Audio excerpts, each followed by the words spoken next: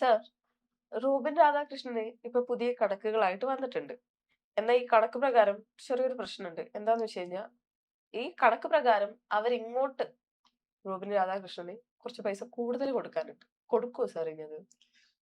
അല്ല, ശരിക്കും പറഞ്ഞാൽ വേദലക്ഷ്മിയും അതുപോലെ തന്നെ മറ്റേ എന്താണ് അഭിലാജ് എന്തോ പറഞ്ഞ വേദലക്ഷ്മിയുടെ സുഹൃത്തും ഒക്കെ കൂടി ശരിക്കും റോബി രാധാകൃഷ്ണന്റെ വാദം കേട്ട് ഞാൻ പൊട്ടിച്ചിരിച്ചു. കാരണം എന്താ വെച്ചാൽ റോബി രാധാകൃഷ്ണൻ പറയണത് പുള്ളി പണം നോക്കാതെ പുള്ളി ഇങ്ങനെ അയച്ചു കൊടുത്തുകൊണ്ടേയിരുന്നു.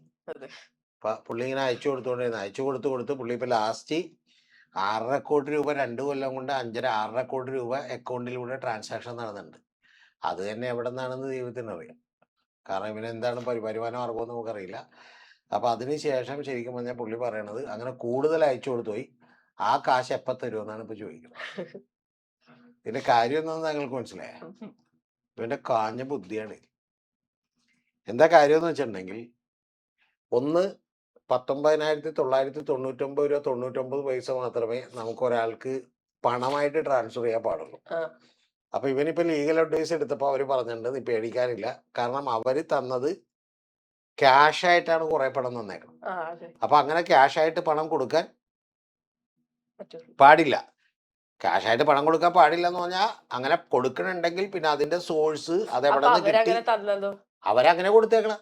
ഇപ്പൊ വേദലക്ഷ്മി തന്നെ പറയണം 4 ലക്ഷം രൂപ ഞാൻ ക്യാഷ് ആയിട്ട് 4 ലക്ഷം രൂപ അക്കൗണ്ട് വഴി കൊടുത്തേക്കണെന്ന് പറയണം. അപ്പൊ ആദ്യത്തെ ചോദ്യം വരും, ഇപ്പൊ നിയമപരമായി കോടതി ചെല്ലുമ്പോ ഒരുപാട് കുരുക്കുണ്ട്. അവര് ചോദിക്കും 4 ലക്ഷം രൂപ എവിടെ നിന്നായിരുന്നു എന്നൊക്കെ ചോദിക്കും. പിന്നെ അതിന് ഒറ്റ വഴിയേ ഉള്ളു, എൻ്റെ മറ്റേ മുത്തച്ഛനോ അല്ലെങ്കിൽ ആരെങ്കിലോ ഇതുപോലെ പണം സമ്പാദിച്ചു വെക്കുന്ന ശീലമുണ്ടായിരുന്നു. അവർക്ക് വിദ്യാഭ്യാസ അറിവൊന്നും ഇല്ലായിരുന്നു, അവർ ബാങ്ക് അക്കൗണ്ട് ഒന്നും ഇല്ലായിരുന്നു. അപ്പൊ അതുകൊണ്ട് ലാസ്റ്റ് എൻ്റെ കയ്യിലേക്ക് ഇത് തന്നു എന്ന് പറഞ്ഞാൽ എന്തില്ല.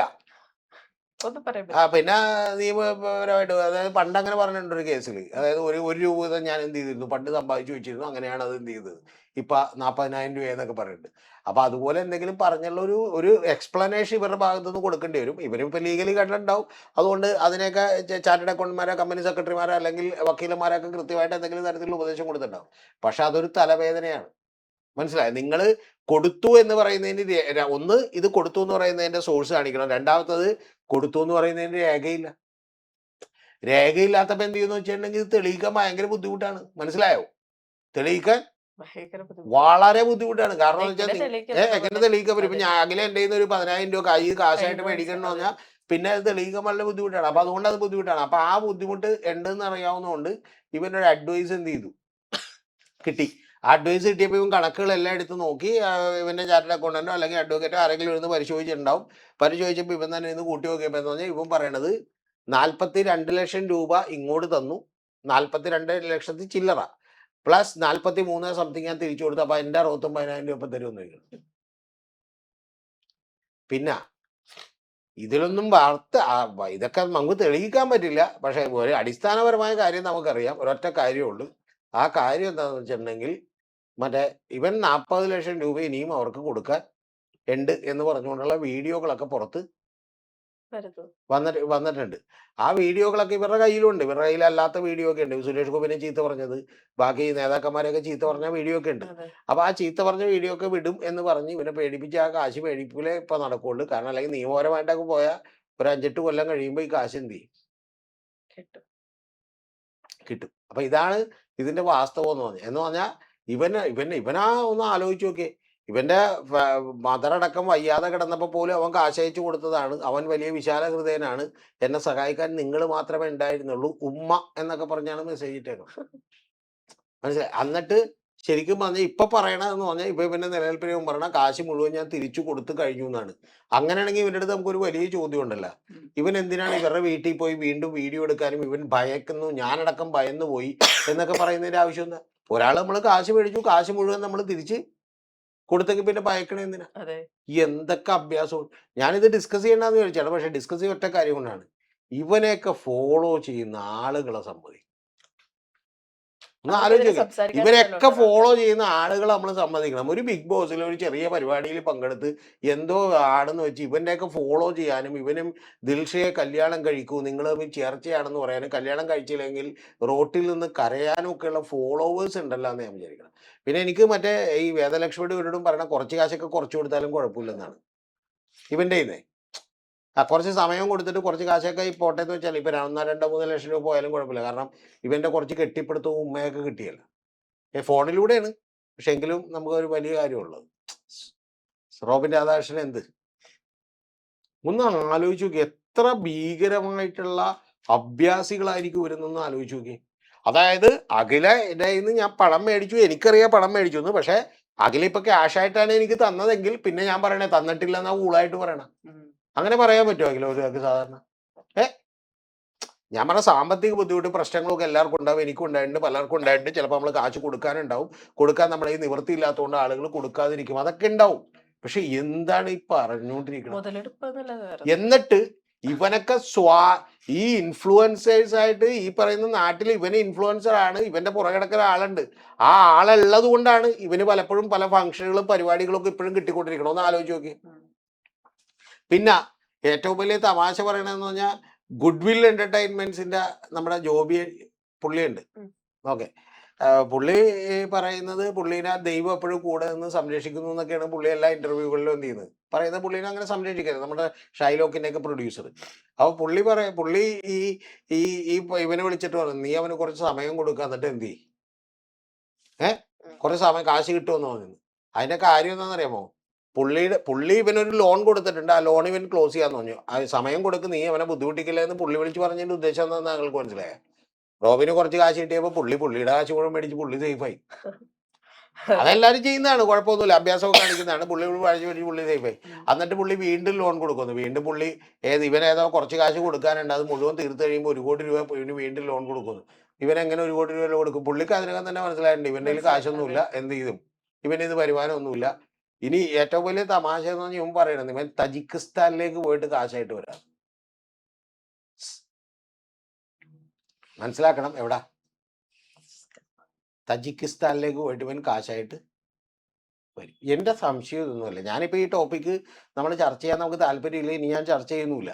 പക്ഷെ എന്റെ പ്രധാനപ്പെട്ട ചോദ്യം എന്ന് പറഞ്ഞാൽ ഇവനെയൊക്കെ ആളുകൾ എങ്ങനെ, എന്ത് ക്വാളിറ്റി? ഇപ്പൊ നമ്മൾ മോഹൻലാലിനെ കാണുന്നു, നമ്മൾ സച്ചിൻ ടെണ്ടുൽക്കറെ കാണുന്നു, അല്ലെങ്കിൽ നമുക്കിപ്പോ സ്റ്റീവ് ജോബ്സിനോടൊരു ആരാധന തോന്നുന്നു, അല്ലെങ്കിൽ നമുക്കിപ്പോ പോട്ടെ എലോൺ മസ്കിനോട് പോലും തോന്നുന്നു എന്ന് പറഞ്ഞാൽ ഏതെങ്കിലും തരത്തിൽ പുള്ളി ഒരു സക്സസ് ആണെന്ന് പറയുന്ന ഒരു ചെറിയ ധാരണയെങ്കിലും ആളുകൾക്ക് എന്ത് ചെയ്യുന്നുണ്ട്.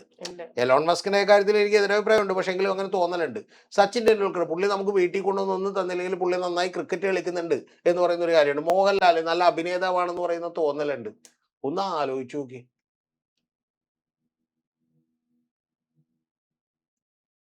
ഞാൻ ഈ കഴിഞ്ഞ ദിവസം നമ്മുടെ സിദ്ദിഖിക്കയുടെ ഒരു റീല് കണ്ടേ. ആ റീല് കണ്ടപ്പോ എനിക്ക് ഭയങ്കര രസകരമായിട്ട് തോന്നിയത്.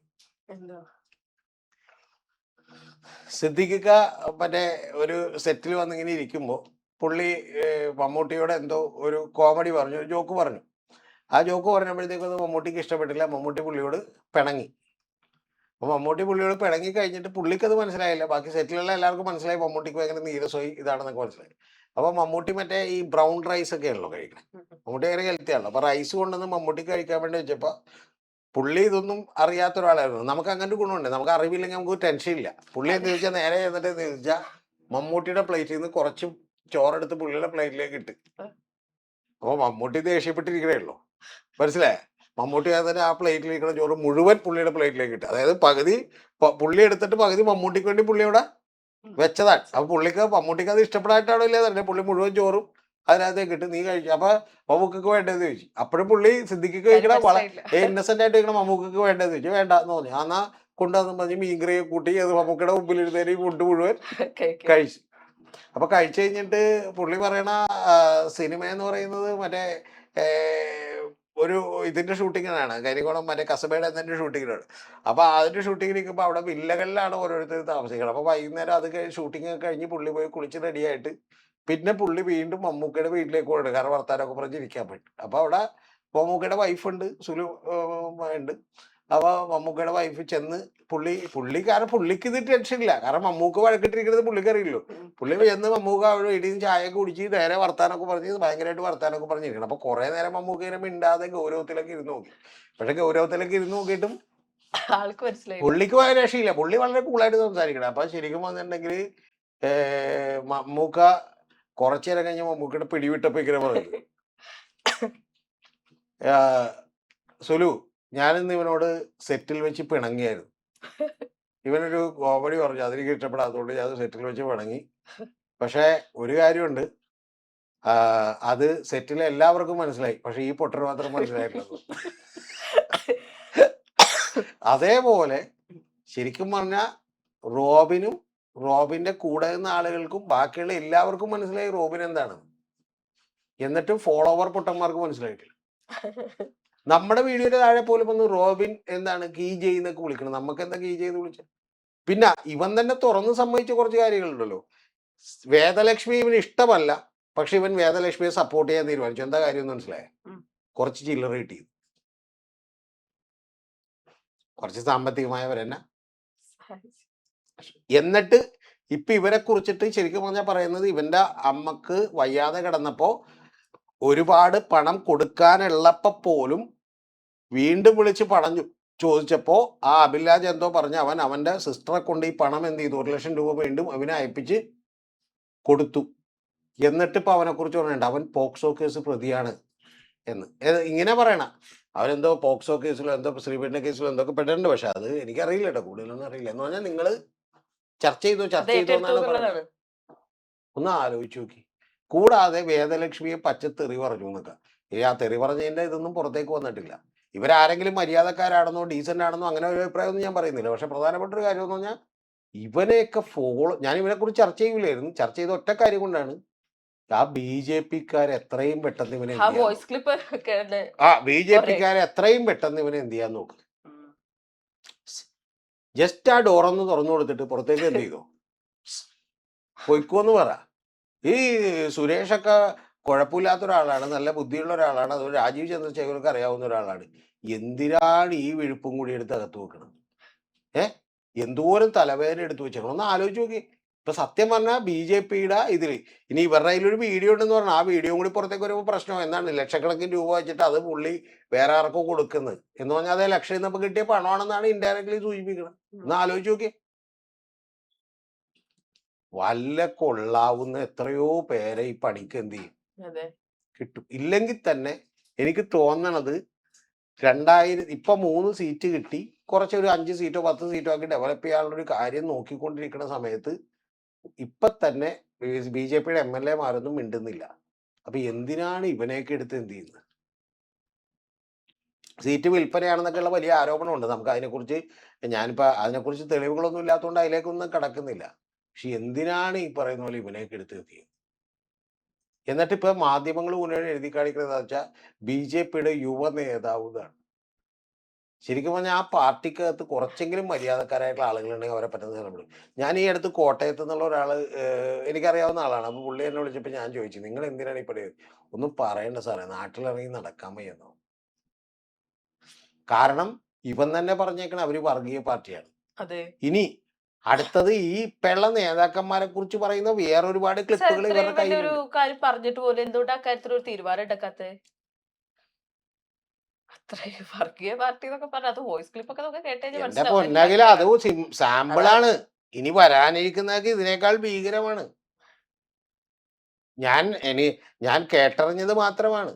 ഏത് മറ്റേ പുലിമുരുകൻ സിനിമ പറയുന്നില്ലേ, നിങ്ങൾ കേട്ടറിഞ്ഞതല്ല സത്യം, ഇനി മറ്റേ നിങ്ങൾ കാണേണ്ട സത്യം വേറെ ഉണ്ടെന്ന് പറഞ്ഞ പോലെ ഇതെന്താണ്? എന്തിനാണ് ഈ രാഷ്ട്രീയ പാർട്ടി ഇങ്ങനെ തകരുന്നത് എന്നുള്ളത് എനിക്ക് മനസ്സിലായില്ല. തകർക്കുന്നത് മനസ്സിലായ? ശരിക്കും പറഞ്ഞാൽ റോബിൻ രാധാകൃഷ്ണൻ എന്ന് പറഞ്ഞൊരു ബോംബെടുത്ത് നെഞ്ചത്ത് ഇട്ട് വെച്ച് BJP കിടക്കട്ടോല്ല ആവശ്യമില്ല. പിന്നെ അവനോട് ഞാൻ പറഞ്ഞ റോബിനോട് പറയാനുള്ളത്, വളരെ കുറച്ചുകൂടി പക്വത. അവർക്ക് പണം കൊടുക്കാനുണ്ട്, ബുദ്ധിമുട്ടൊക്കെ ഉണ്ടാവും, ജീവിതത്തിൽ പ്രശ്നങ്ങളൊക്കെ ഉണ്ട്, അതിന് ആർഭാടകരമായിട്ടുള്ള ജീവിതം അതൊക്കെ ഓരോരുത്തരുടെ ഇഷ്ടമാണ്, അതൊക്കെ കാര്യം. നമുക്ക് പറ്റുന്നത് എടുത്ത് പൊക്കിയാൽ മതി, അത് അതിൻ്റെ ആവശ്യമുള്ളൂ. അല്ലാതെ രണ്ടാമത്തെ കാര്യം എന്ന് പറഞ്ഞാൽ എടുക്കാനുണ്ടെങ്കിൽ അവരോട് മര്യാദക്ക് എന്താണ് പറ. പിന്നെ ലീഗലി ശരിയാണ്, ഇപ്പൊ അവര് പണം അക്കൗണ്ട് വഴിയല്ല മേടിച്ചേക്കണത് എന്നുള്ളത് കൊണ്ട് വേണമെങ്കിൽ അവർക്ക് തെളിയിക്കാനൊക്കെ ബുദ്ധിമുട്ടായിരിക്കും. പക്ഷെ കാര്യങ്ങൾ ഏതാണ്ട് എല്ലാവർക്കും ബോധ്യപ്പെട്ട് കഴിഞ്ഞു. കാരണം ഇവന്റെ വീഡിയോ തന്നെ ഉണ്ട്, ഞാൻ 40 ലക്ഷം രൂപ കൊടുക്കാൻ. ഇനി 40 ലക്ഷം രൂപ മേടിച്ച് ഒരുത്തനെ കരളെ പൊന്നെ ഉമ്മ എന്നൊക്കെ പറഞ്ഞ ഒരുത്തനെ കുറിച്ച് ഇവൻ തന്നെ പറഞ്ഞ അവൻ മറ്റേ വേറെ ഏതോ പീഡന കേസ് ഉണ്ടെന്നൊക്കെ പറഞ്ഞ എങ്കിൽ പിന്നെ നേരത്തെ അറിയായിരുന്നില്ലേ, ഇത് മേടിക്കാതിരിക്കായിരുന്നില്ലേ? പിന്നെ ഈ പീഡന കേസ് ഉണ്ട് എന്നൊക്കെ പറയുന്ന പ്രതിനെ തന്നെ ഇവൻ പലപ്പോഴും മറ്റേ ഇങ്ങോട്ട് വിളിക്കുകയും അവന്റെ വൈഫിനെ പരിചയപ്പെടുത്തുകയും വീട്ടുകാരായിട്ട് പോലും നല്ല അടുപ്പം ഉണ്ടാവുകയും ഒക്കെ ചെയ്തതാണ്. പിന്നെ ഈ പോക്കൃത്തരം എന്ത് ചെയ്യാം? ഇല്ല സാർ, എല്ലാം കൈവിട്ട് പോവാന്ന് പറയുമ്പോ എന്തെങ്കിലുമൊക്കെ പറഞ്ഞു നിക്കണ്ടേ?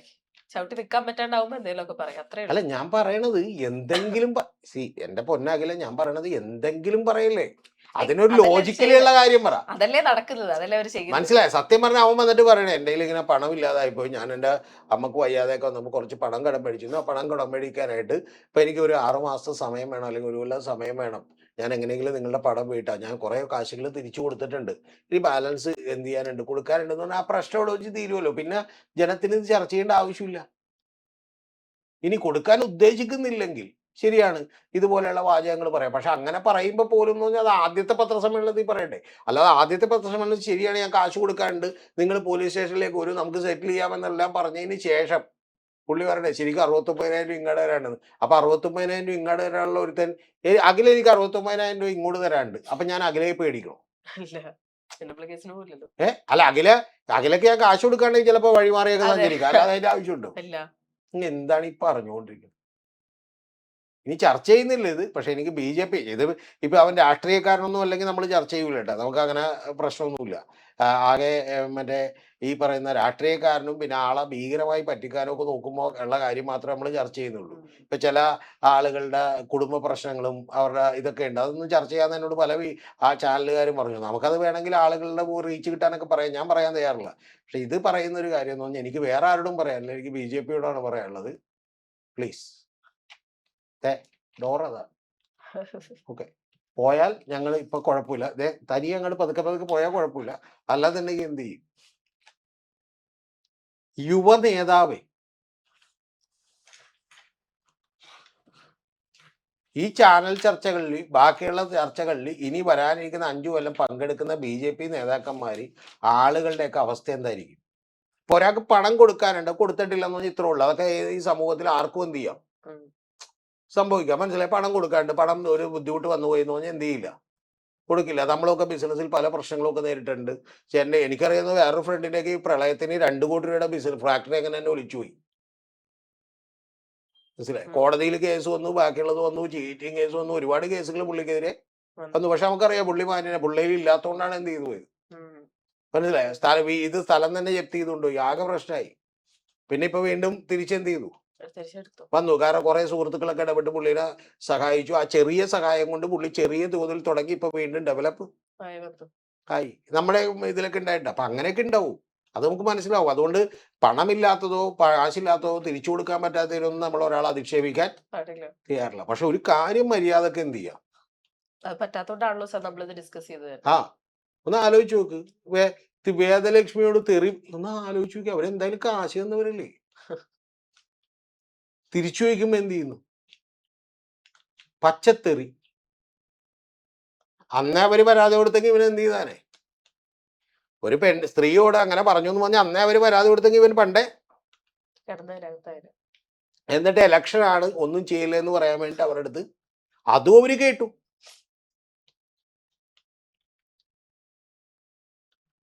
ഇതിന്റെ പ്രശ്നം എന്ന് വെച്ചാൽ ഇപ്പൊ അവര് സുരേഷിന്റെ പേര് കൂടി പറഞ്ഞിട്ടുണ്ട്.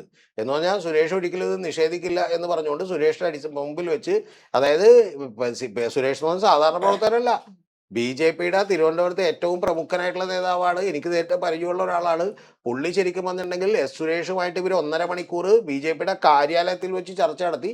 എന്നിട്ട് സുരേഷ് പറഞ്ഞു, ശരിയാണ്, നിങ്ങളിപ്പോ ഒരു ഇത് എഴുതി തന്നാൽ ഞാൻ ഇപ്പൊ തന്നെ ഇവനെ പാർട്ടിയിൽ നിന്ന് പുറത്താക്കാം, അല്ലെങ്കിൽ നിങ്ങൾ കുറച്ച് സമയം എന്ത് ചെയ്യും കൊടുക്കൂ എന്നുള്ളത് സ്ട്രിക്റ്റ് ആയിട്ട് പുള്ളി പറഞ്ഞു. ഒന്നാമത്തെ അഖിലക്കറിയാല ഫണ്ട് തട്ടിപ്പോ അഴിമതി പ്രശ്നം എന്നൊക്കെ പറഞ്ഞ, അല്ലെങ്കിൽ തന്നെ മനസ്സിലായ തലയിലൂടെ ട്രെയിൻ ഓടിക്കൊണ്ടിരിക്കുകയാണ്. അപ്പോഴാണ് ഇത് എന്ത് ചെയ്യണം.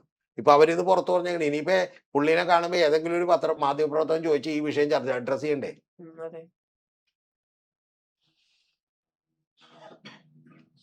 ഞാൻ പറഞ്ഞ എന്ത് കാര്യം ഇരിക്കണ്,